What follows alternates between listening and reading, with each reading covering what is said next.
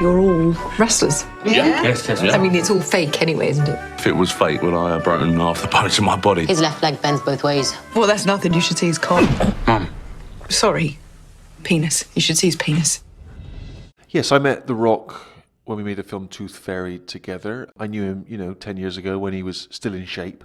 We've stayed in touch over the years. We would occasionally text or run into each other. And he was in England. He was making Fast and Furious 6. He happened to see a documentary on British TV about this crazy family of British wrestlers. Mum, dad, 3 kids. Everyone wrestles.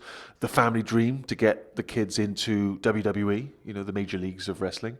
And only the daughter Paige got signed and went off to America to try and pursue this family dream. And Dwayne comes from a wrestling family, really connected with the story, was looking for someone to turn it into a movie. He wanted to keep the kind of British sensibility that the family has. I'm fairly sure Dwayne only has 2 British people in his mobile phone, me and Jason Statham. And Statham he goes to if he wants, someone with charisma and upper body strength. And if he needs someone with, typing skills, he comes to me. And he sent me the documentary. I was not excited by the prospect of something about wrestling. I didn't know anything about wrestling. But when The Rock sends you a documentary, you better bloody well watch it. And I did, and I was just completely blown away and enamored by this family, charmed by them, loved their story, loved their relationship. And like him, I could see that, as he'd spotted, at the core of it was this sort of really charming, funny, kind of Rocky style underdog story. And so here we are. What are your names again? My name. It doesn't matter what your names are. You walk around here interrupting The Rock, you like you haven't seen the sun in 20 years, you like you just stepped out of Oliver Twist. Please, sir, may I have some more advice, sir? You want some advice? Here's The Rock's advice. Shut your mouth. Firstly, I knew nothing about wrestling, whether it was WWE or any other kind of wrestling. British wrestling used to be on TV in the 70s and early 80s.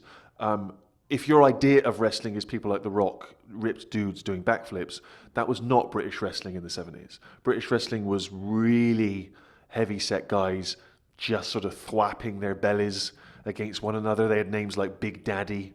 There was a guy called Giant Haystacks. Because, if you're going to develop a wrestling persona, the thing that strikes fear into your opponent is some hay. And this was inordinately popular. It's very popular. I used to occasionally watch it with my grandfather. Never understood it. Didn't understand what was appealing about it. Didn't understand what was going on. I could sense it wasn't real, but I wasn't quite sure.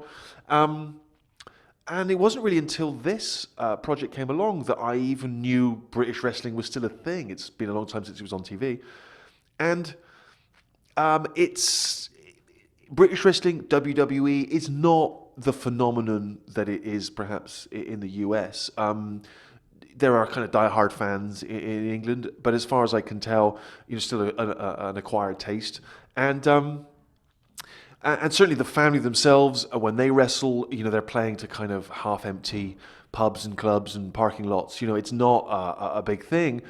And so it's sort of a fringe thing, even in the UK. And it's even more unlikely for a British wrestler to go all the way to the top of the WWE. I mean, it's very difficult for anybody. It's thousands of people apply. Very few people get chosen. Very few people make it through the very intense training process that gets you to the top. So it was very unlikely that Paige would succeed. And I did not know anything about her. And given that this is a young working class woman who has gone from this tiny town all the way to the very top of her profession, I mean, it's as big as it gets where she wound up.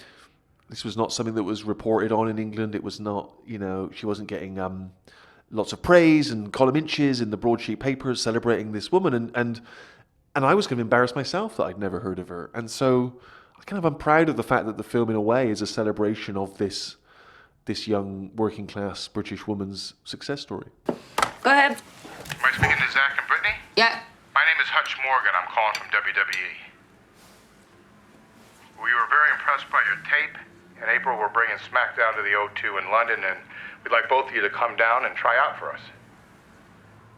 The real father, Ricky, wanted Ray Winston to play him and was very adamant about that. I obviously a little scared of the real father. He's a professional wrestler. He could break my legs. But so we kept it quiet from him that we weren't casting Ray. We wanted Nick. We wanted Nick's humor. We wanted Nick's kind of warmth. He came on board fairly early on, and he, is a wrestling fan himself. He's one of the only people beyond Dwayne and the family who are on board, who were real diehard wrestling fans. And so he was very helpful in that he understood a little bit of it already. He could answer questions for me. And, you know, I had the family as a template for the casting, you know, because they are real people. They're very vivid. They have a very unique look. They speak in a very specific way. And so I was looking for actors that could kind of approximate them in some way visually, but then let the actors themselves kind of find the character. Didn't want someone to do an impression of them. And Lena Headey kind of had heard about the film and read the script and seen the documentary on which it was based, and she sought us out, and she was even willing to come and audition for us, which was amazing. Not something she needs to do, but you know, I think both for herself and me, it's sort of hard if you've seen her in Game of Thrones to kind of imagine her as this, you know, dirt under the fingernails, kind of rough and tumble, tattooed wrestling mother. But she came, she did the audition like any other actor and crushed it. And similarly, you know, casting the young brother and sister needed sort of people who could play 18 or 19. There's a real deep dive to find those actors, particularly someone playing the role of Paige. You know, she is a real-life WWE star. She has enormous charisma. She's been wrestling since she was 13. It's quite a tall order for an actor to come in and kind of replicate that, plus have the acting ability to carry a movie. And I saw maybe 60 different people for that role, and Florence Pugh was the one that convinced us, and she was so willing to learn to wrestle, and she worked on the accent, and she studied the real woman, and she just really threw herself into it. It was kind of amazing. The film was developed out of the UK with Film 4, who are an independent film company there, and we went to WWE because they own aspects of Paige and the story, but I had no interference from them. I wasn't told what I could include or what I couldn't include. I wasn't told to cut things out of the script or to skew it in a certain way. It's not that the WWE are beyond criticism, but for the purposes of this film, you know, in the end, it's not really about WWE. It's not a sort of dissection of that particular business. It's really about this young woman with a particular dream, and so, in a way, for me, wrestling, whether it was British wrestling or WWE, was always kind of the backdrop of this story. But at the foreground was this woman and her journey. And so, I wanted to show how hard it is to succeed. I wanted to show, the pressures Paige was under, and also, in a very real sense, felt like an outsider. And certainly when she first entered, the traditional WWE female star was the kind of blonde, blue-eyed, all-American girl, and Paige was this oddball, with all of which we sort of leaned into. But in terms of it sort of being a takedown of WWE or an analysis of the tough life and the ravages it does to the body, that feels like that's a different story in a way. I think certainly in the UK, I think there's a snobbery about wrestling. There's a slight sneer about it as this silly thing, if you don't understand it. And I didn't understand it. And it's not until I saw it live, I went to some of the family's matches, I went to WrestleMania with Dwayne, and when you see it live and you see the crowd reaction and you're there, it makes sense. It's this very unique combination of theater and choreography and acrobatics and stunt work, showmanship, performance, soap opera, comedy. I mean, it's all sort of there. It's a really fun thing, and like a lot of sort of live entertainment, it kind of makes more sense when you see it live. You get swept up in it. You get swept up in the thrill of it, the excitement of it. The crowd are really electric. You can't help but buy into that. And I kind of became evangelized making this film. I really kind of got sucked into it and was charmed and won over to it. I think we've tried to make a film which has size and scale, and I think it feels like a bigger picture than it is in a way. It was in essence an independent film, even though it had Dwayne involved. And whenever you're working on a limited budget, you are always fighting the clock. You never got quite enough time to prepare, to shoot, to plan, and there's no exception here. Luckily, the actors were very well primed with the physical side of things. We know as soon as they were cast, we threw them into learning to wrestle and into a fitness regime. But yeah, there were some limitations that we couldn't avoid. We were given 1 hour by WWE to film at Staples Center with the set for one of their WWE telecasts. They left it in place for an hour, kept the fans behind. At their invitation, we invited the fans. We didn't just lock the doors and start rolling the cameras. And very, very pressured. We had 1 hour to shoot this big match. Dwayne Johnson came down. He emceed the event. I said to Dwayne, please don't get carried away. We've only got an hour. He did 20 minutes on the mic. I'm just screaming at him from outside the ring. I'm one of the only people who's ever screamed at The Rock to get out of a wrestling ring.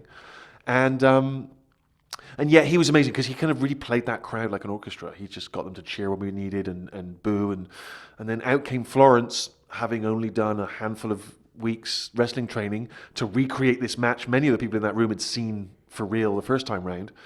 And she was just extraordinary. I mean, she just was so composed, so it seemed so older than her years, you know, just when she was 19 when we shot that scene, and yet just carried herself with all the confidence of a seasoned wrestler like Paige. And one of the things that had always charmed me when Paige told me her real story was that when she won the various titles that she won, the emotion she felt, even though this is a predetermined, slightly artificial world, the emotion she felt was as real as if she'd won a gold medal at the Olympics. She'd been on a long journey to get there. She'd worked so hard to get there. And so the adrenaline and the emotion of that was very real for her. And somehow Florence, you know, sort of tapped into that same thing when she shot these scenes. You know, she had been working very hard. I'm sure she was very stressed, you know, and she had the kind of the same sort of this adrenalized kind of overwhelmed excitement in her performance when she finally got given the title that seemed as tangible and real as when the real Paige had done it. I'm sure the crowd helped. Do you know what I mean? Like, I think when there's 20,000 people there, that you're going to feed off that. And I know she said, you know, the wrestling crowds, they cheer the people that they're rooting for, they boo the ones they're not such a fan of. And Florence said she was down on the mat at one point and she looked across, just saw an 8-year-old child just screaming at her, "You suck!" And the real Paige confirmed that is the wrestling experience. Well, you know, I've come up with my own wrestling persona because I was talking with Dwayne. He was very helpful in educating me on the ins and outs of WWE, and he said the key to a good wrestling persona is you find a part of yourself and you dial it up to 100. And I thought, well, you know, I'm a British writer. I would make use of that. So I would come out, I would be dressed as Shakespeare. I would have the white ruff around the neck, but I'd be shirtless. I'd have a quill, I'd have some parchment. I would say things like, to beat you or not to beat you, that is the question. My ring name would be a play on the play The Merchant of Venice. It would be The Merchant of Menace. And my finishing move, if you're wondering, would be, instead of Hamlet, Slamlet. I do the Slamlet, the crowd goes crazy, the end. I myself have come from a wrestling family too. I know exactly what it means to you. But don't worry about being the next me. Be the first you.